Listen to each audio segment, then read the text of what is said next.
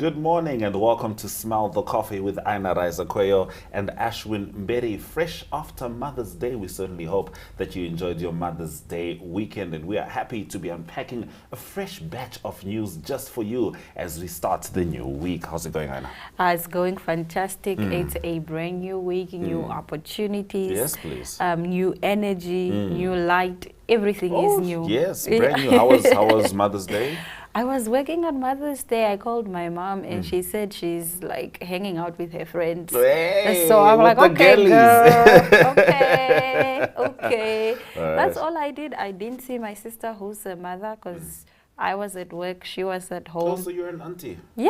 Do you think there should be an Auntie's Day? Because aunties play such a big role in our lives. No, I said on the Smell the Coffee episode, which was the Mother's Day special, that I would be expecting rather bottles of wine because I'm an aunt. Aunt, Which yes. means I'm also a mother. Yes. I'm present.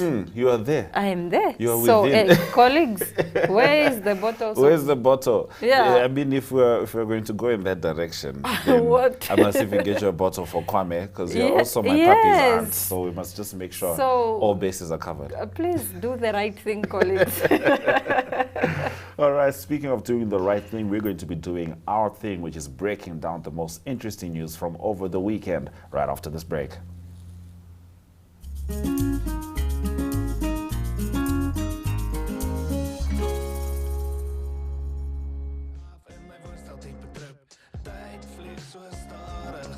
Mis je lekker goed, lopen goed geworden op jij die staat. Ons is met die draai, vriendin, nooit te vroeg om verliefd te raken niet. Elke klein dingetje doen het net weer. Mijn juffrouw, die waarheid maakt zeer op bij plaats. Windhoek, ons kom Namibië toe, yes!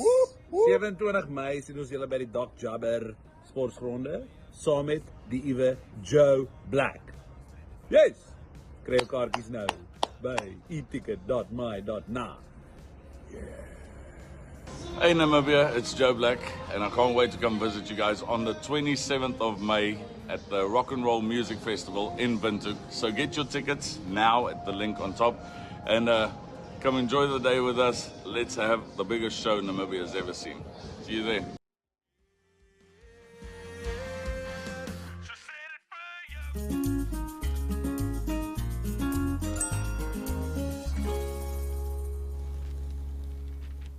All right, let's get into our news stories. I decided to delve into some of the latest researches, particularly from this month. Some of the articles are referrals to researches which were done before, but I wanted to focus on relationships as a whole, all right? And apparently, loneliness, my goodness, loneliness can be the same to your health as smoking 15 cigarettes a day.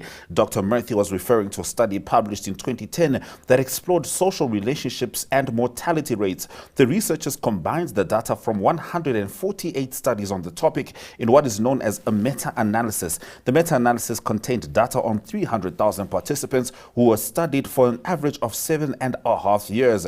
The researchers explored the extent to which social relationships can influence the risk of premature death, the aspects of social relationships that are most likely to predict an early death, and any factors that mitigate the risk. They concluded that lonely people are 50% more likely to die prematurely than people with strong social relationships. Yo, Wow. I need to work on my relationships. Immediately you're like, I need more people around. I need the social networks. Yes, yes. But, I think Africans picked this a while ago. When you think of the concept of Ubuntu, that's togetherness, the importance of community. I think... But which loneliness is particularly being addressed here? Is it the loneliness of like needing companion with another person?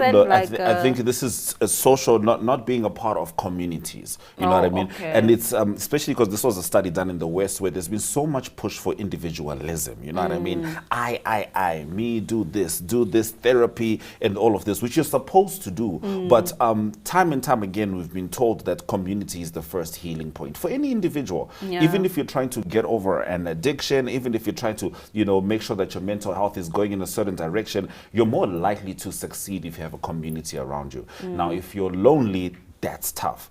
And, it's, when people say that, for example, ghosting, right, triggers the same part in the brain as being punched in the stomach. You know what I mean?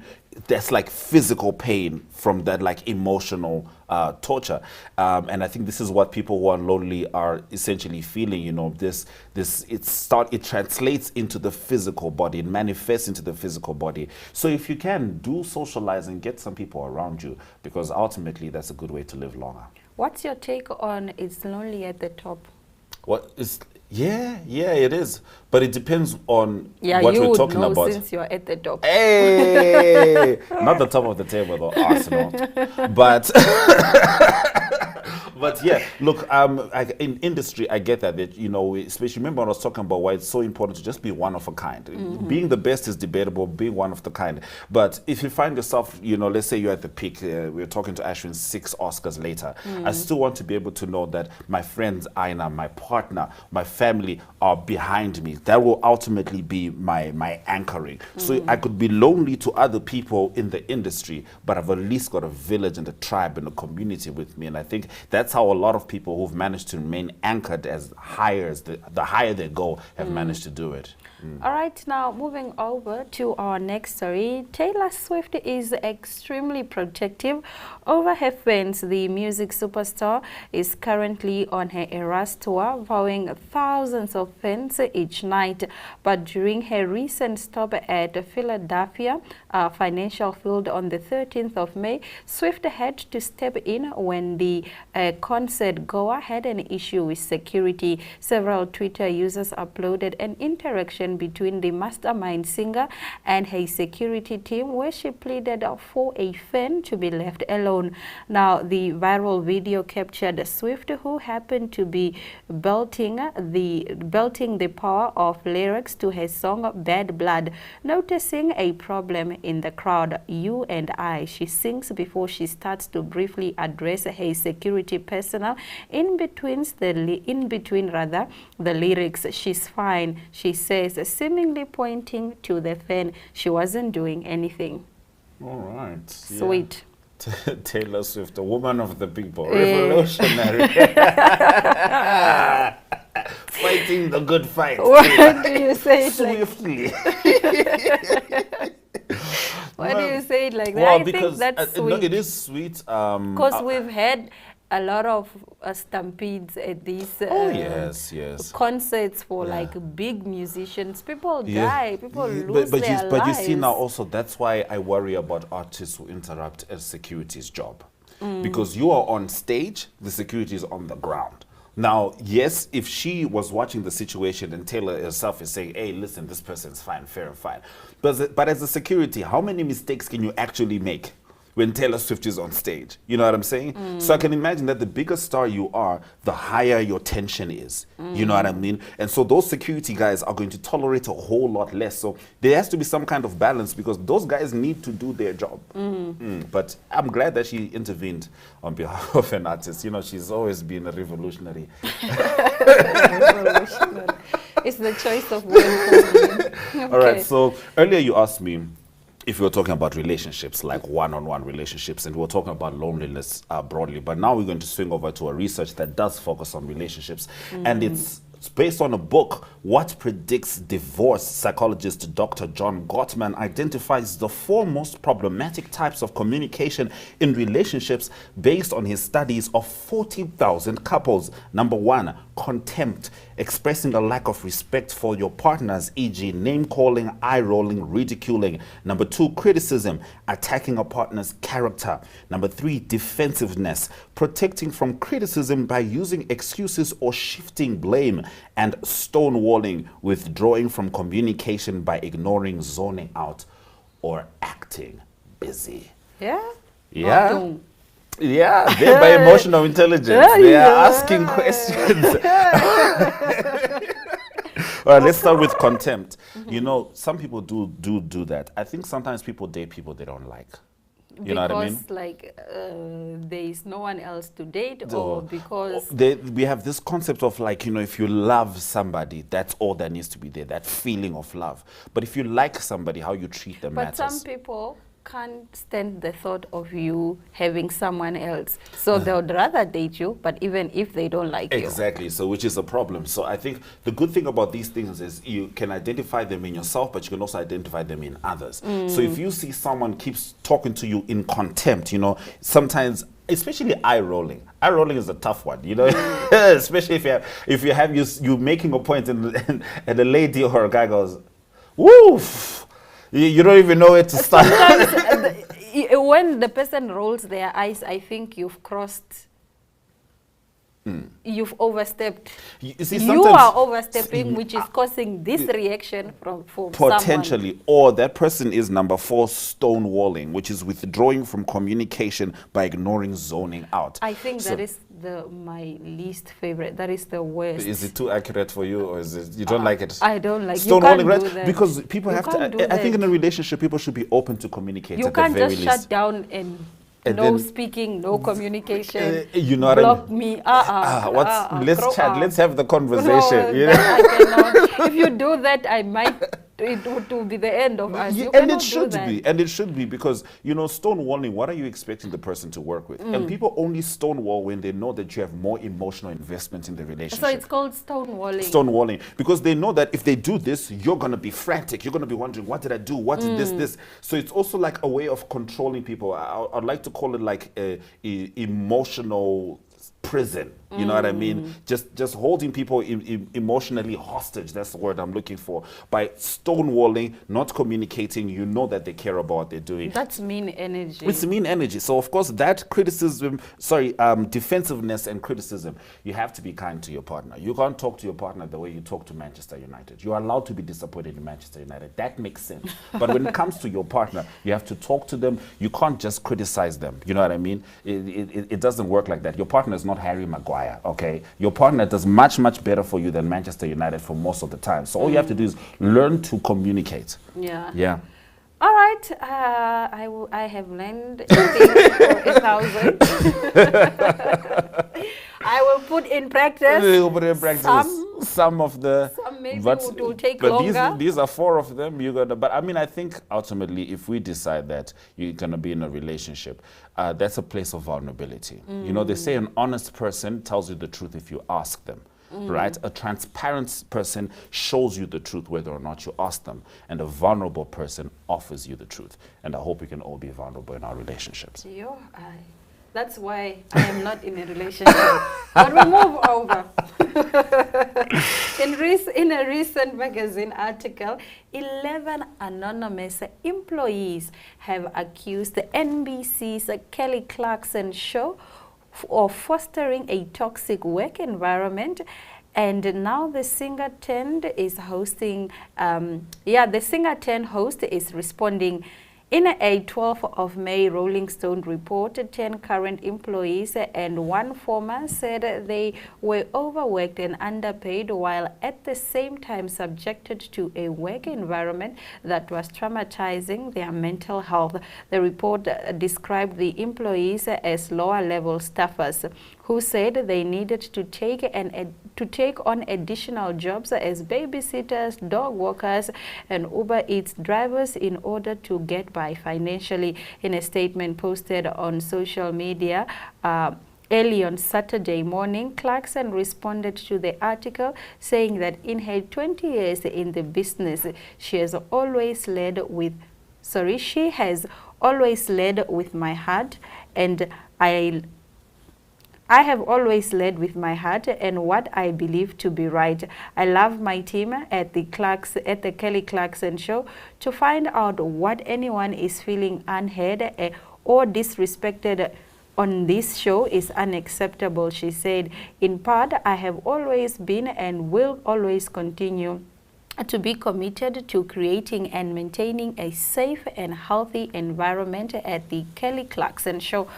Of course, what can you say? Even I would have said this. This is a good also, PR statement. I hear that. And also, I don't know, how much communication would you have if you had your own show with lower level management? Oh, I have my own show and I communicate with everyone. But we're saying Kelly Clarkson show standard, right? We have hundreds of people, right? Your show's getting there, so let's talk about, where we are going, right?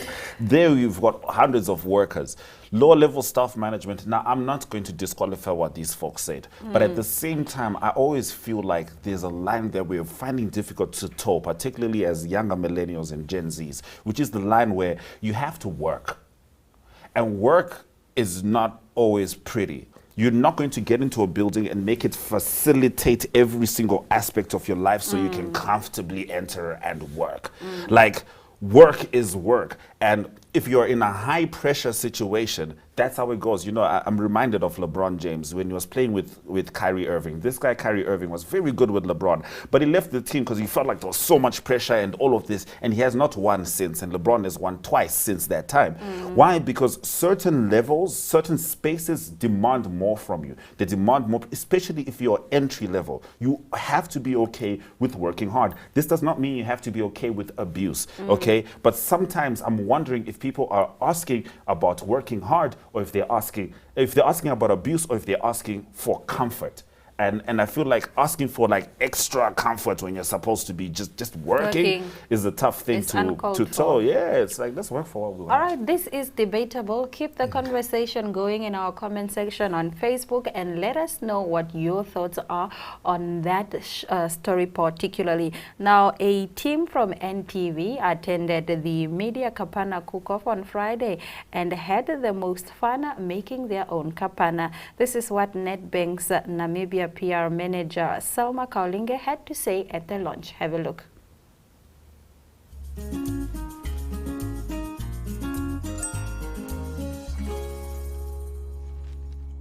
Welcome to Active Kids, a daily TV show that sparks creativity, learning, and fun for young minds. With exciting activities and lessons, Active Kids inspires curiosity and a love for learning. New face to the 15. The perfect mix of play and education. Don't miss out on the fun. Tune into Active Kids on NTV every weekday at 10 o'clock and let the adventure begin.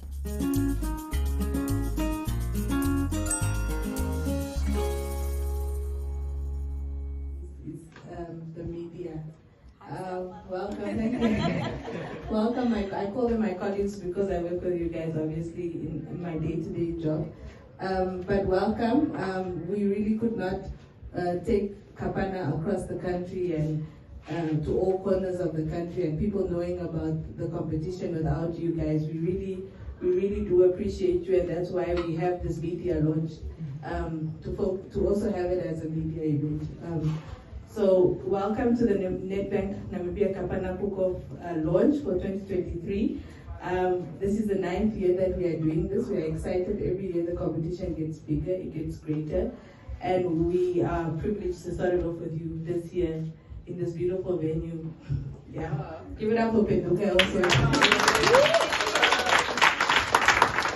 So Meps gave a bit of insight of to why Nedbank is really hosting a competition like Nedbank Kapana. It's really an initiative that looks at the smaller scale businesses, you know. These are really the businesses that are the, let's say, cornerstone of Namibia. Many a time you hear stories of, you know, my mother put me through school signing Kapana. You know what I mean? So it's really something Namibian, and we just want to also appreciate it through this initiative.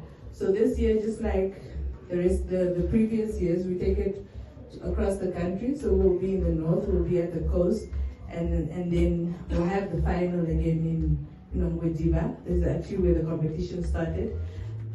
So we will be giving information as we go along. It's a 3-month competition because we're trying to get as many people to enter, and obviously trying to get the best Kapana winner at the end. This year, just like with the rest of the years, our winner will walk away with a trailer, fully fledged trailer. So it's worth $100,000 Namibian. So you get a fully fledged food truck. You also get cash or a bank account, Nedbank bank account to start your business with.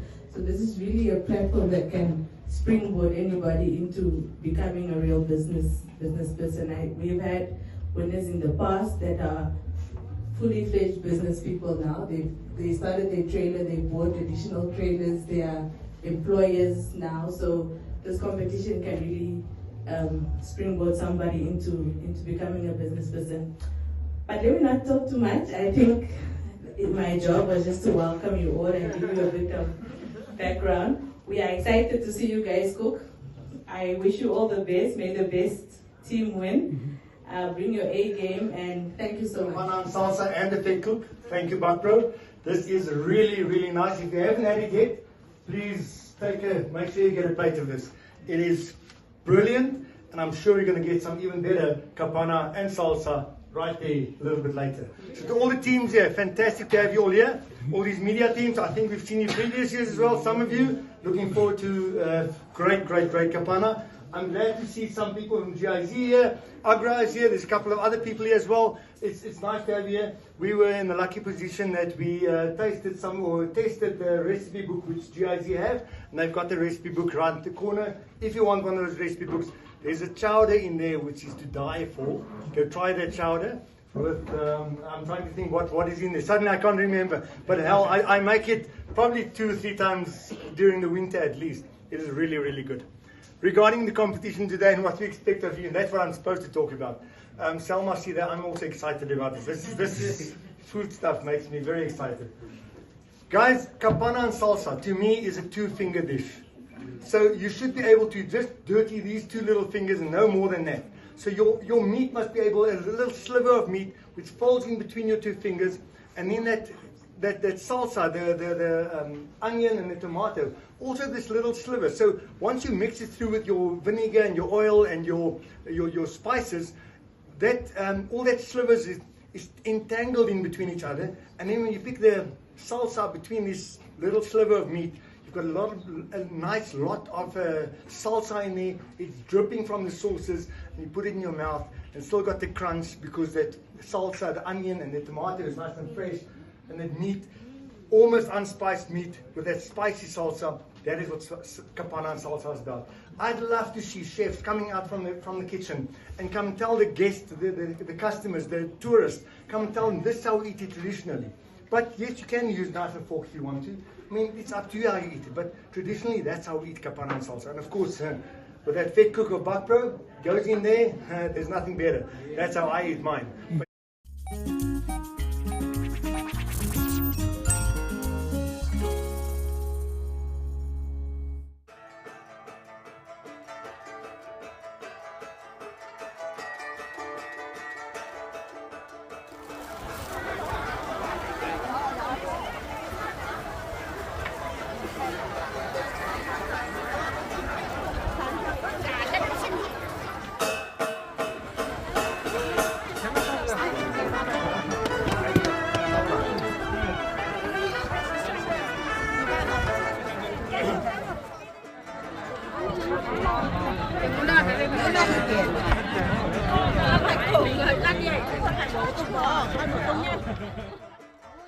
Ja, ons is hier bo Great Wall of China, redelijk ver gestap.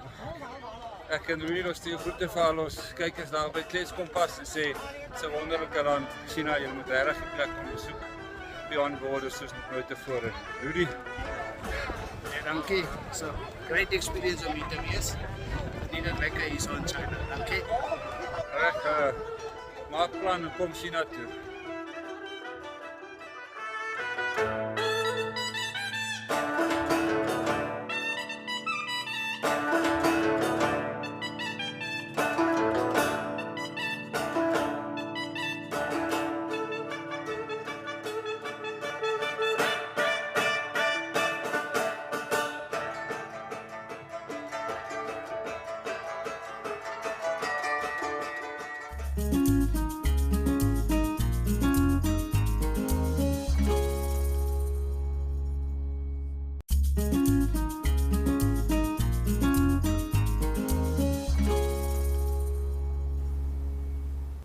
So that was Namibia Media Holdings CEO Albie Botha, currently on a business trip in China with one of the Media Holdings employees, Rudy. Very interesting, very lovely to see. And you know what? It makes sense considering that Tourism Expo the theme was Beyond Borders. Good to see you beyond borders. Hey. Love. Love to see it. I mean, it's important to travel if you can, be it on business, Oh, be yes. it on enjoyment, whatever the reason is, traveling is essential. Do you think Namibians travel enough?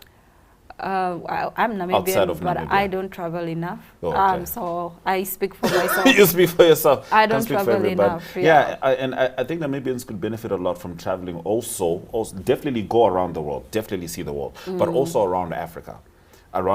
Generally, Namibians Even still have- around the country. Yeah, around the country. Oh, definitely. You know, I Yeah. remember going to a couple of places I've gone, and some Namibians usually go there and it's their first time there as well. To places like Luderitz, that kind of thing. We have a lot to travel, a lot to see in this beautiful country, and lots to come to you this week on Smell the Coffee. Do make sure you catch us. Today's been a great show. Today has been a fantastic show. We will be back tomorrow, same time, same place. On that note, all our love, all our light. Adios.